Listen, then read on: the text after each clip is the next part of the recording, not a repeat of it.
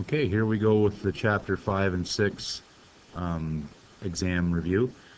The Chapter 5 was all graphical stuff, describing graphs, and we talked about a rate of change there too, even though we saw an example of that in the last video. And we talked about what the difference between linear, quadratic, and exponential graphs were, or exponential models were from their graph, their equation, their table of values, and you should be able to identify those, okay? We'll have an example of that soon. And we also use the TI-83 again in this chapter quite a bit to find linear models and quadratic models and exponential models using regression, right? So quad reg or exp reg or whatever, right?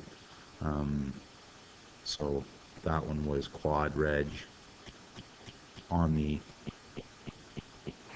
calculator. That one was exp reg, and so on. In Chapter 6, it was more of an algebra chapter, rearranging formulas, and there was a whole bunch on exponential models and exponent rules, okay, including negative exponents and fractional exponents, and we'll see some examples of that, and exponential solving stuff involving exponential equations. A lot of modeling problems there, real life problems. Let's see some examples. So label each as linear, quadratic, exponential, or other. Well, this one that goes downhill, it's kind of hard to tell. If it were to go back up, we'd maybe call it quadratic, but this looks like an exponential graph. This one, since it's got an exponent of 2, that's quadratic. And that's from the equation itself. You should be able to identify that. When we're given a table like this, we kind of got to do some work, right? The idea is, if the first difference is, if it's going up by the same amount, if this is the same, it's linear, right? And this one is pretty close. We might be tempted to say that it's linear because this is pretty close to the same. This is the first differences. The second differences are all over the place, though. One's positive, one's negative. Remember, if the second differences are equal, we'd call it quadratic. How we determine whether it's exponential is by the ratios, right? We take the second one and divide by the one that comes in front of it. And I don't know if I'm going to be able to, I'll maybe write one of the calculations here and then just talk about them. So that's 1070 divided by 1,000, and that gives me 1.07. And that should sound familiar, right? And then I do this divided by this, and I get 1.07. That divided by that, and I get 1.07. When the common ratio, if there's a common ratio between terms, we know it's exponential. And in fact, we even know more about it, because if the common ratio is 1.07, we can say, since it's more than 1, that it's growth, right? Less than 1 is a decay function. It's growth, and it's going up by 7% a year or an hour or whatever t represents. And I think we see another one like this almost straight off. Good old Daryl Sittler. There he is, famous Leaf captain. And Ferd's got a Daryl Sittler rookie card. It's worth $8.25, but it grows in value by 6% per year. There's a keyword, so it's growing. Well, we kind of know these formulas. And there's lots of different forms, but we have this initial value, and then 1 plus or minus the growth rate to the exponent x or t or whatever we want to say. Exponential functions have the unknown in the exponents. If it's growth, it's plus the growth rate.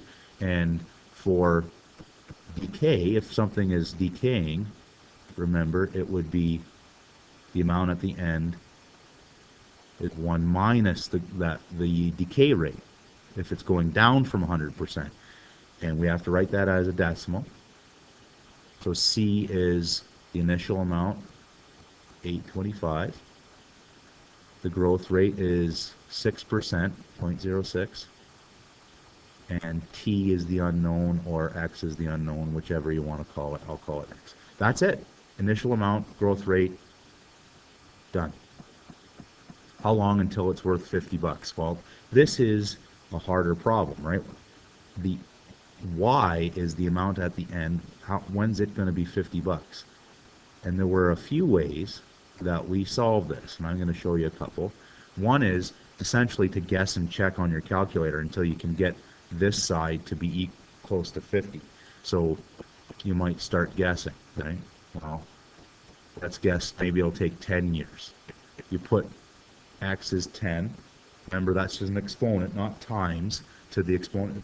8.25 times 1.06 to the exponent 10, and I got 14 bucks. So in 10 years, it's only going to be worth $14.77.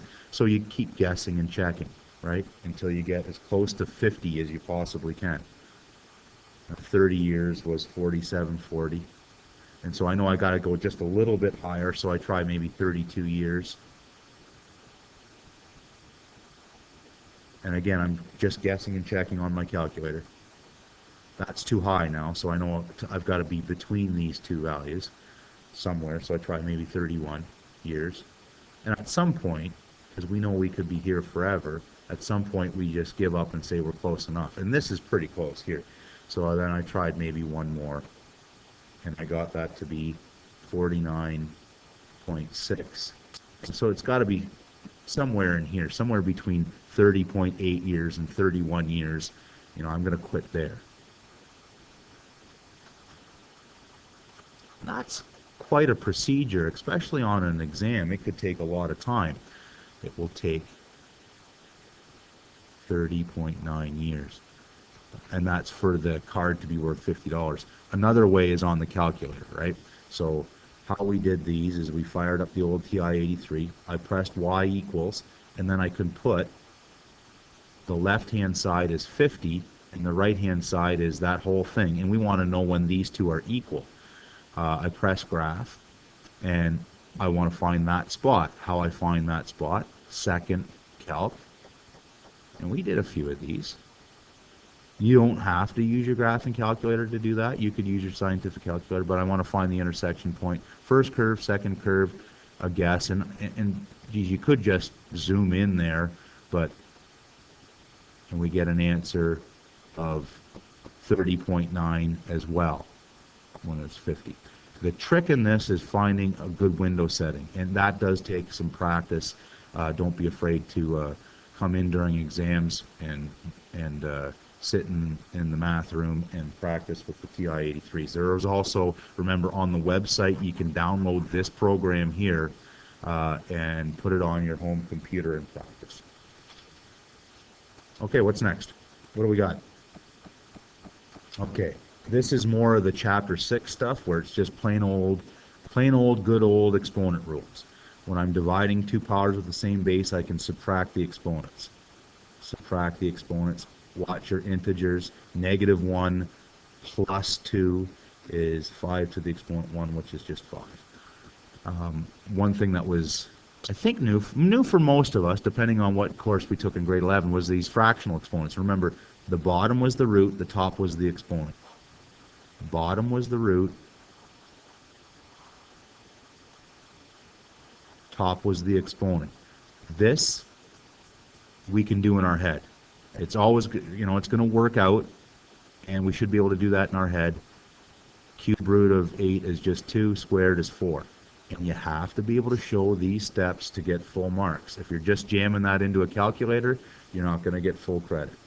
Another thing we did is we solved some exponential equations like this. And the idea here is that we need both sides to have the same base. So for instance, an easy one, we might have 2 to the exponent 2x minus 1 or something like that equals 16, right? And then we got to make 16 be 2 to the exponent whatever. And then as soon as we have the same bases, we can let these equal each other.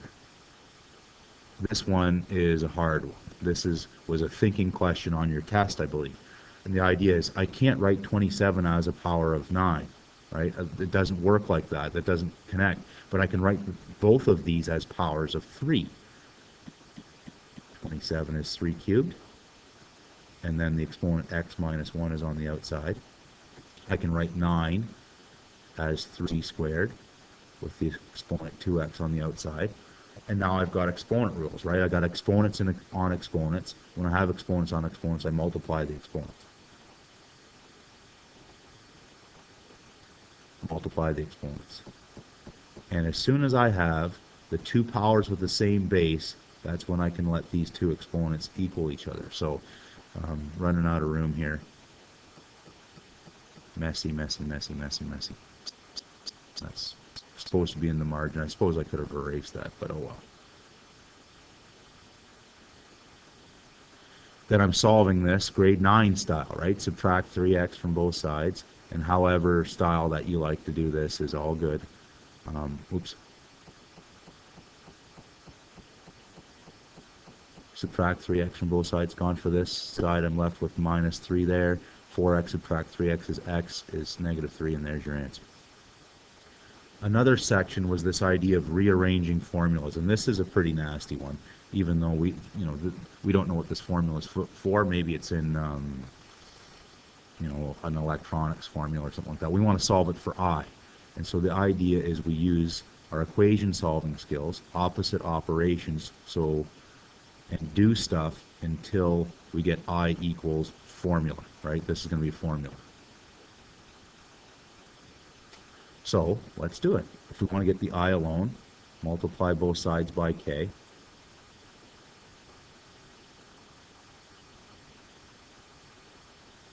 All right, still working to get the I alone. I know I'm going to have to deal with this exponent, but the operation between the I and the h is multiply. I do the opposite, which is divide.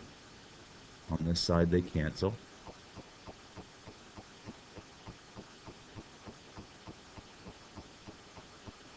How we deal with the exponent 1/3, there's a couple of ways. We could think of I to the exponent 1/3 as the cube root of I to the exponent 1, or just the cube root. Well, what's the opposite of the cube root?